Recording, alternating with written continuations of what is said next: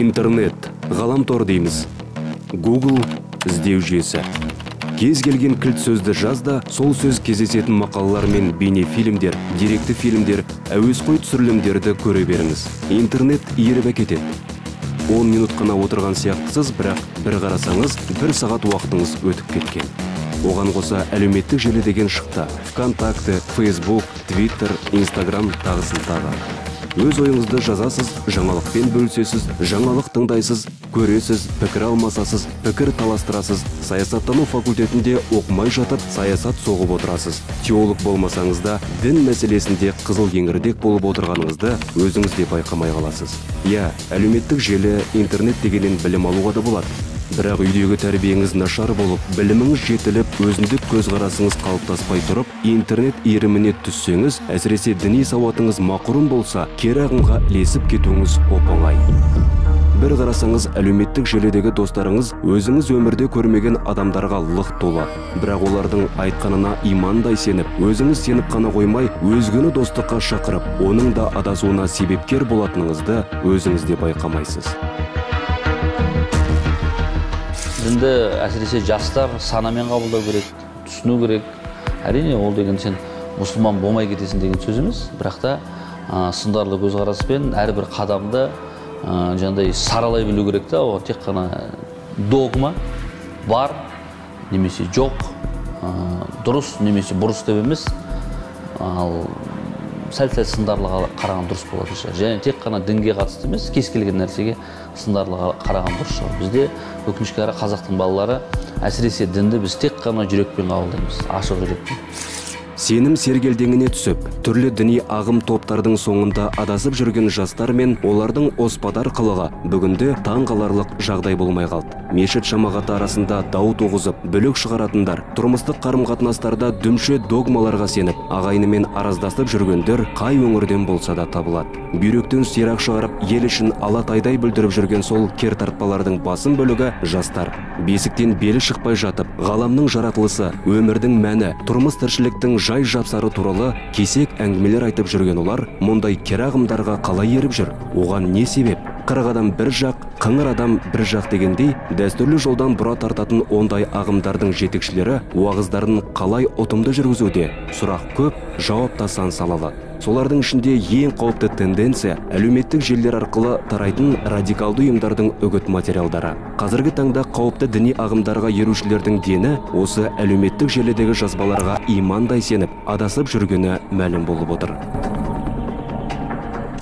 Қазақстан мұсылмандары діни басқармасы әлеуметтік желімен желіккендердің арнын басуға, адаспағандарды адастырмауға күш салып ақ жатыр. Тексерілген Әбу Ханифа мазхабына сай уағыздар да әлеуметтік желідегі парақшалар мен діни басқарманың сайттарына жүктеліп жатыр. Өз еліміздің ұстаздары мен имамдарының дәріс кеңестерін қазір іздесеңіз де табылады. Бірақ жастардың бәрі соны іздеп немесе кешкі жаңалықтарды тыңдап, теледидардан салиқалы хабарды, терең ойлы сараптамалық бағдарламаны үзбей көріп отырады деп айта алмаймыз. Көбі телефонын шоқлап, ақпаратты әлеуметтік желіден алумен өмірлерін өткізеді. Ол жерде әсіре діншілдер немесе кері ағымдағылар саған таңдау жасатпай, ойлануға мұрша бермей, өздерінің жолдарын дұрыс жол деп көрсетіп, миыңызға құя береді, санаңызға тықпалай береді.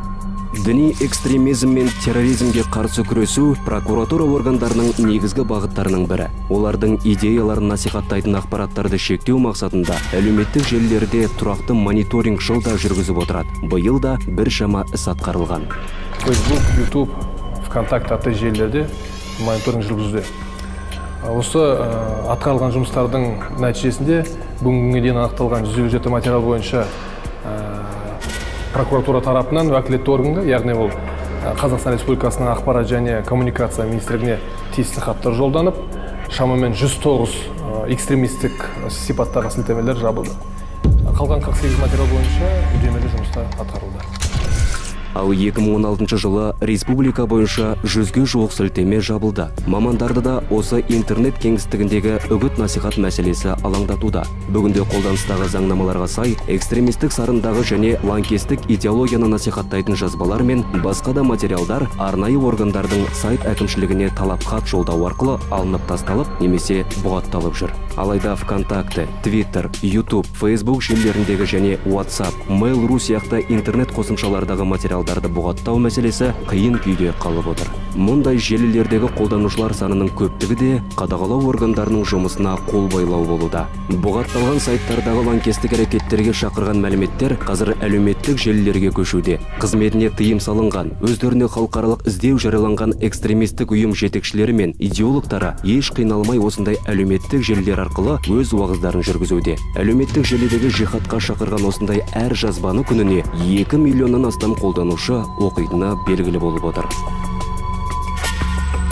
Қарапайым юзерлердің көбісі мынандай жалған ақпаратқа тез сенгіш. Көбісі тез сенгіш және оған таратуына өзі бейімділік. Мысалға сіздің бір WhatsApp-тан бір досыңыз бір видео жіберсе, сіз оны басқамен бір өзіңіз өз еркіңізбен оны бөлісуге дайын тұрсыз. Одан кейін тағы бір айта кететін жайт, адамдар оны тексермейді. Кез келген нәрсе көреді да сене береді. Интернеттен көреді, сене береді.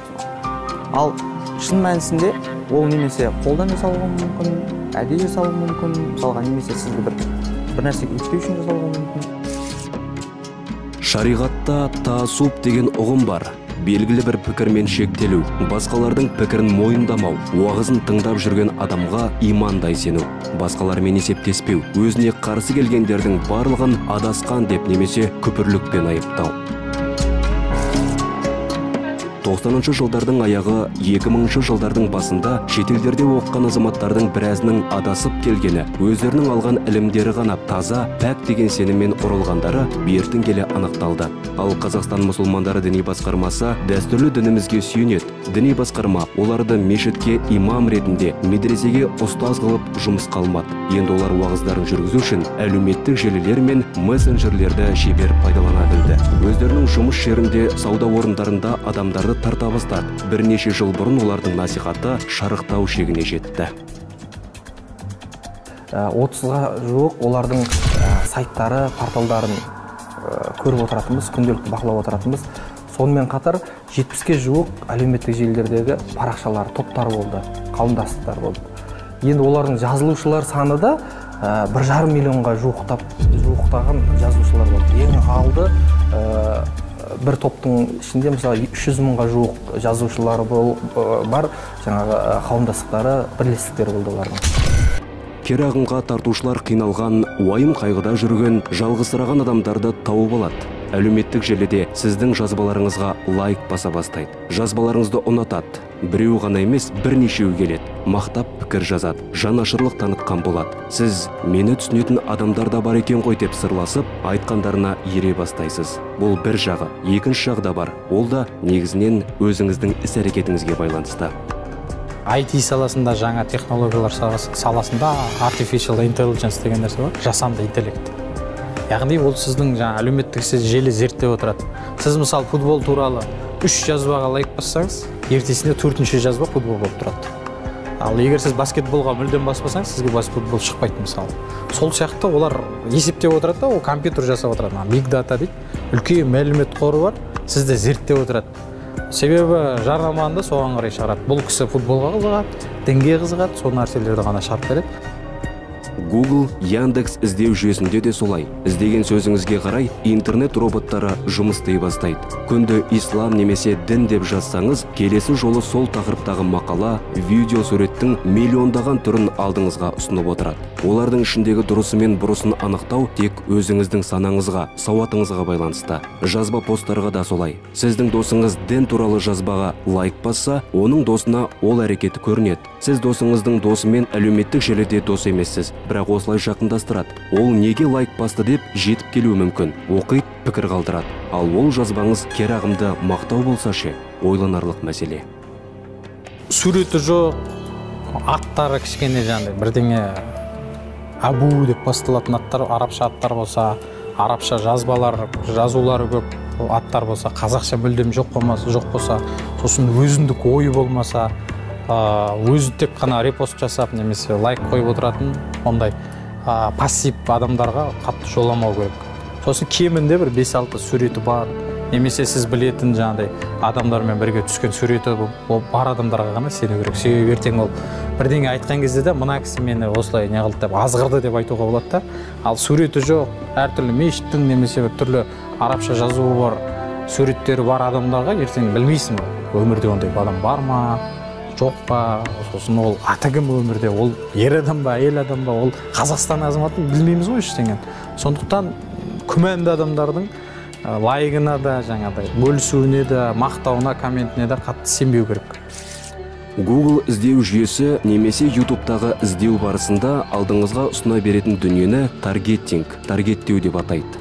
Әлеуметтік желілерде біз тіркелген кезде өзіміздің аты жөнімізді жазамыз, жасымызды жазамыз, қай жерде оқыдық, қай жерде жұмыс істейміз, кім болып жұмыс істейміз, бүкіл көп нәрсені өзіміз жайлы ақпаратты жазып береміз.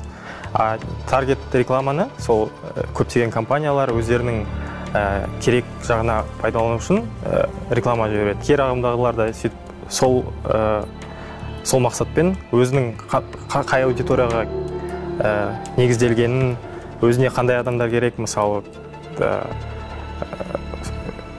өздері енді зерттейді ғой оларды. Мысалы 40 жастан асқан адамдар болуы мүмкін, кішкене әлеуметтік жағдайы төмен, мысалы әртүрлі факторлар болуы мүмкін, сол арқылы олар да өздерінің жарнамаларын жіберуі мүмкін.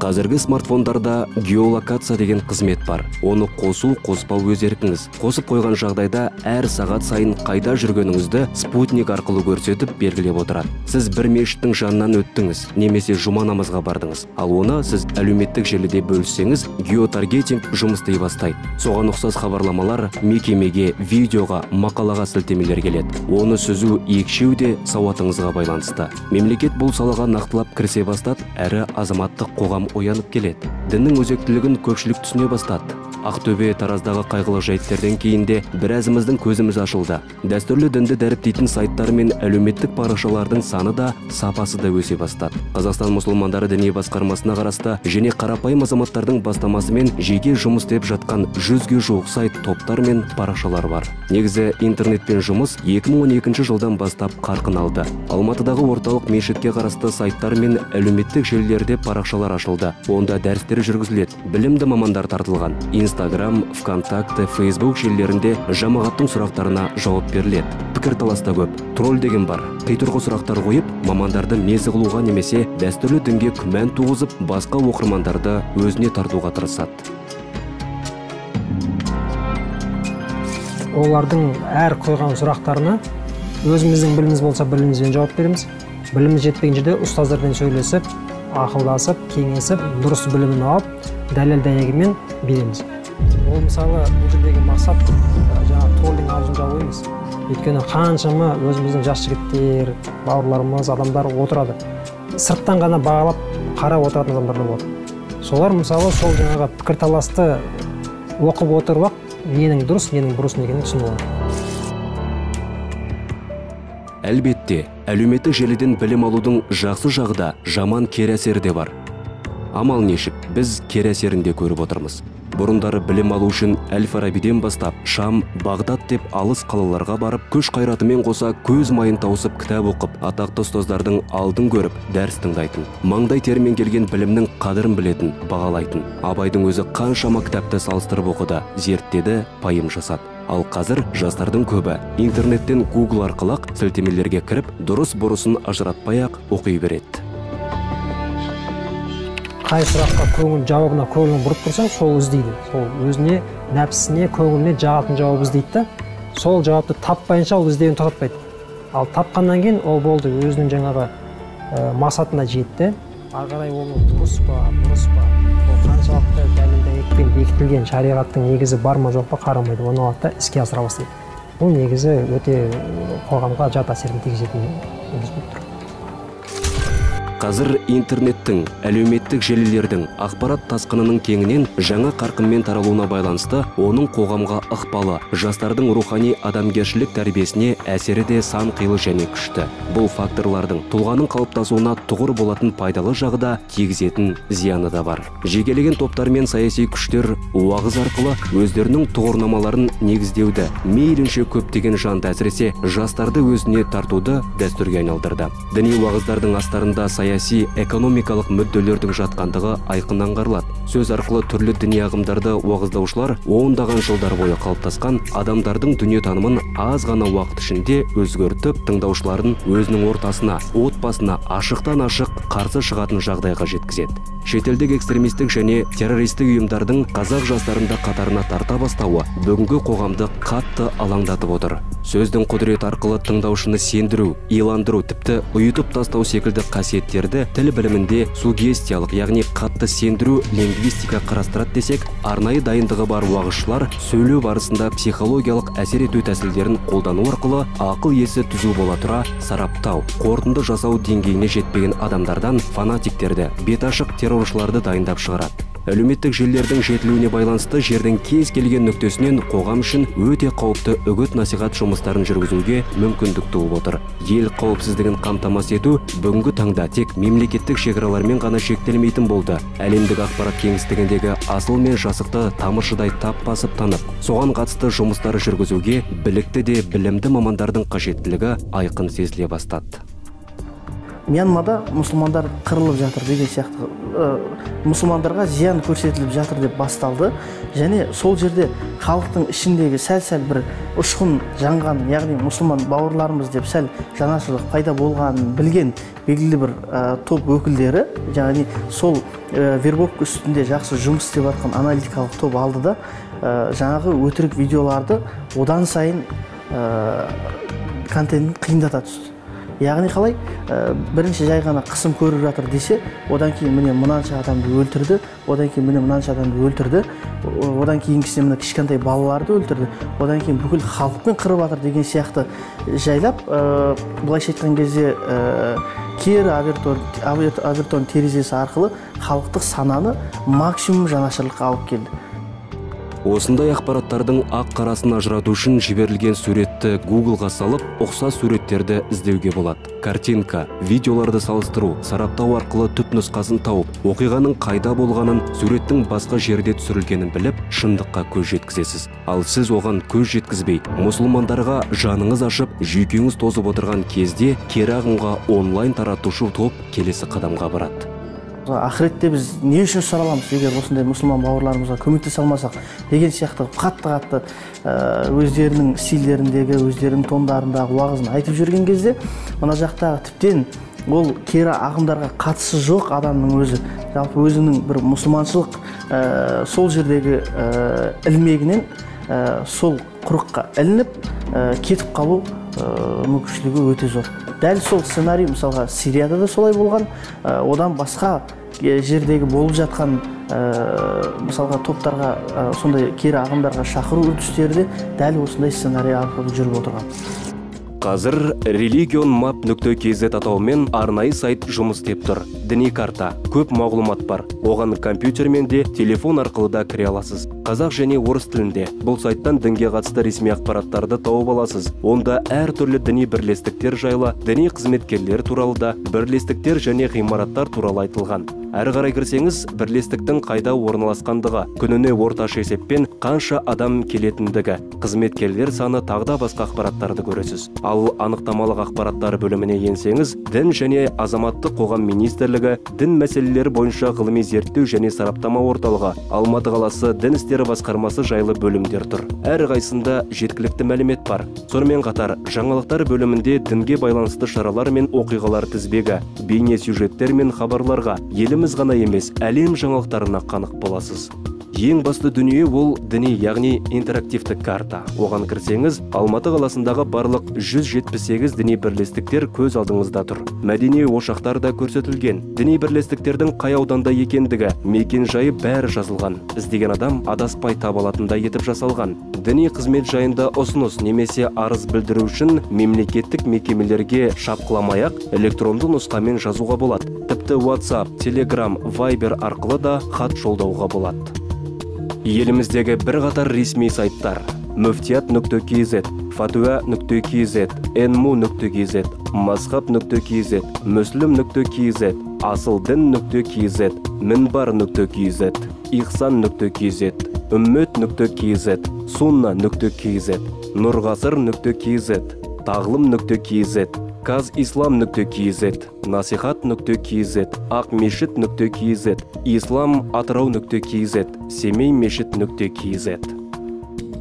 Ақыл тоқтатпай жатып, әлеуметтік желіні асырап пайдалансаңыз, әлім білмеген әлектің кебін киесіз. Керағынға тартушылардың құрығына ілініп кетпес үшін ресми сайттары мен парақшаларды ғана оқып тұрған жөн. Өздеріңіз көріп отырған сайттар ресми сайттар. Іздеген жетер мұратқа дейді қазақ. Осы сайттардың ішінен дінге байланысты кез келген сұрақтарыңызға жауап ала аласыз. Қазақстан мұсылмандар діни басқармасы, Нұр Мүбәрак Египет Ислам университеті, Алматы мен Астана ғана емес, еліміздің барлық өңірдің 14 облыстың дін істері жөніндегі басқармаларының сайттары бар. Біз сіздерге барлығын көрсетіп тұрған жоқпыз. Осы сайттардың кез келгеніне кірсеңіз, басқа да ресми сайттардың сілтемесі тұрады. Яғни бұлардың барлығы ресми тіркелген, рұқсатын алған, сараптамадан өткен сайттар.